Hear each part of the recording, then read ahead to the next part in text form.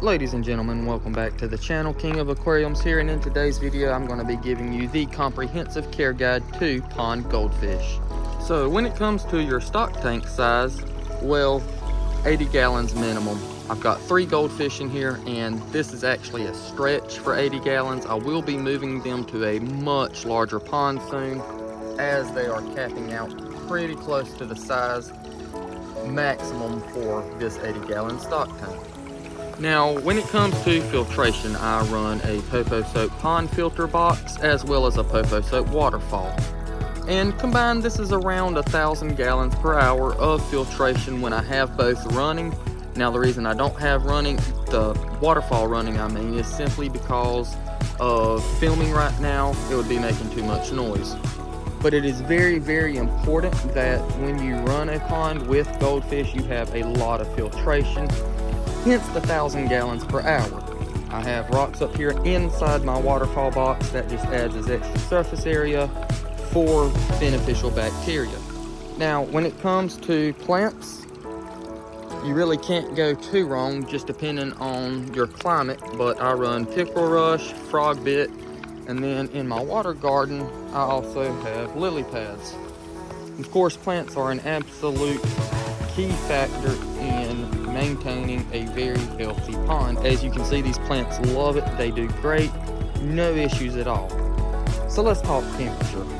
How do you heat these ponds? Well, you don't. They are cold water fish, so you don't need a heater. The only time you're going to really need a heater is during the winter time.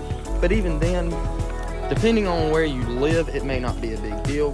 You know, if you live in the southeastern United States, for example, you may not need a heater but 1 or 2 months out of the year, which is what I do. I do have a plug here where I can plug in multiple things to it, so I can run a heater. I do have options for that. I wouldn't run it though over 70 degrees because, again, they're cold water fish. They don't need it. And the wild, they don't have heaters in the ponds. Well, carp, goldfish are in the same family, so nonetheless. Now let's talk about something that can become a very big issue. As you can see, that's algae control. I do have videos posted. You can go to my Feeding Goldfish series, which I will put a card for up there, so check that out. You can actually see where the pond was a lot worse than what it is now. What I'm doing to combat that is, of course, all the overfiltration, the plants that take nutrients from the algae, as well as a stock tank secret barley bag that's under there, under that rock.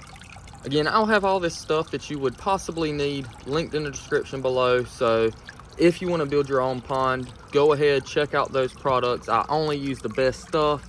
I only use the best filters. POPOSOAP is hands down the best for that. And when it comes to the algae control, never, ever, ever add chemicals. It's bad for the fish. You're going to end up in a endless cycle of buying chemicals, dumping it in. It can cause all kinds of issues, cause harm to your plants.